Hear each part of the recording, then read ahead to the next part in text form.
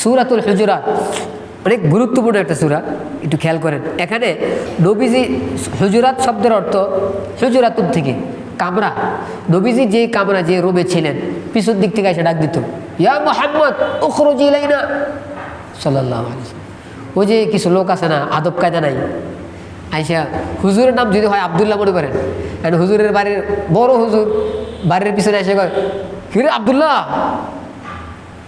এটা কোনো তরিকা হইল? নবীজির এসে ডাক দিতেছে।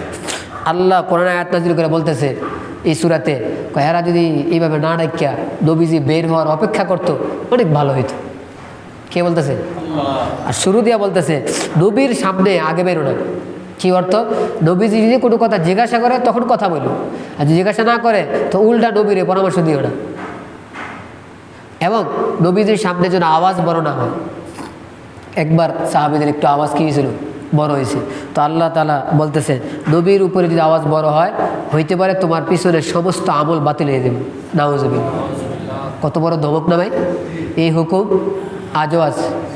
এই জন্য কোনো ব্যক্তি যদি মদিনায় যায়, নবীজির রওজার পাশে যায়, সেখানে যদি সে চিল্লাচিল্লি করে তো বেয়াদবি হইবে। এই জন্য আমি তো যাই নাই, আল্লাহ আমাদের সবাইকে যাওয়ার তৌফিক দান করুন। যারা গেছে আমার জানাইছে ওইখানে বেশি আওয়াজ করতে দেয়ও না, সবাই একটু আস্তে আস্তে কথা বলে। যারা গেছে এরা জানেন।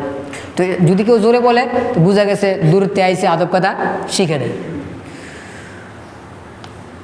একটা আয়াত বড় সুন্দর আল্লাহ তাআলা বিধান দিছে, মহিলারা শুনতেছেন, পুরুষ নারী সবার জন্য কি একে অন্যকে কষ্ট দেওয়া জায়েজ নেই।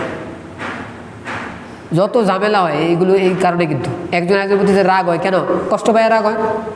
হঠাৎ করে দেখবেন কোনো বার চিত্তে গেছে, মুখের ভাষা ঠিক নাই, সবাই কয় আরে আমি তো কিছু করি নাই, এখন হঠাৎ করে মুখের ভাষা খারাপ হয়ে গেল। আসলে এই মুহূর্তে খারাপ হয় নাই, পিছন থেকে কষ্টগুলো জমতে জমতে জমতে জমতে হঠাৎ করে এখন কী হয়েছে? বাস্ট হয়েছে। এই জন্য একে অপরকে কষ্ট না দেওয়া, একে অপরের মজা না করা। মানে মজা করে কি কয়, লেগরা টেগরা কত কথা বলতে থাকে। একটু খাড় হইলে সারছে, একটু লম্বা হইলে লম্বাটারও ব্যাগ গাইব, খাড়োটারও ব্যাগ গাইব, মানে কোনোটা বাদ নাই, সবারই এই আলাপ করবো। এরপরে খোসা দিয়ে কথা বলা, নামকে ব্যাজ্ঞানু, খারাপ ধারণা করা, মনে হয় ছেলেটা ভালো না, মনে হয় মেয়েটা ভালো না। কেন? আপনার কাছে কোনো দলিল আছে? না। তাহলে খারাপ ধারণা করা জায়েজ আছে? জায়েজ নেই, তো কোরআনে না করছে আল্লাহ তাআলা। আরেকটা দোষ তালাশ করা, একটা হচ্ছে সামনে পড়ে গেছে ভিন্ন জিনিস, আর একটা সামনে পড়ে নাই, গোপনে গোপনে ঘরের ভিতরে গিয়ে চুকি দিয়ে দেখে, অথবা লোক লাগায় রাখছে, তুই দেখতে হয় কী করে, এইভাবে তালাশ করার অনুমতি নেই। আরেকটা হলো মানুষের দোষ বইলা বেড়ানো। আমার মনে হইতেছে প্রায় দোষগুলো আমাদের ভিতরে আছে না ভাই? এটা মারাত্মক খারাপ। আল্লাহ তাআলা আমাদেরকে বুঝার তৌফিক দান করেন। কে সম্মানিত ভাই?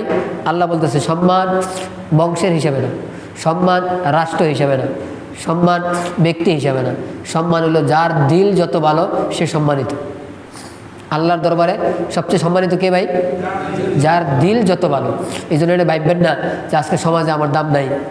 যদি আপনার ভিতরে তাকওয়া থাকে তো কিয়ামতের ময়দানে দেখবেন সমস্ত মানুষের ভিতরে আপনি সবচেয়ে দামি হয়ে গেছে।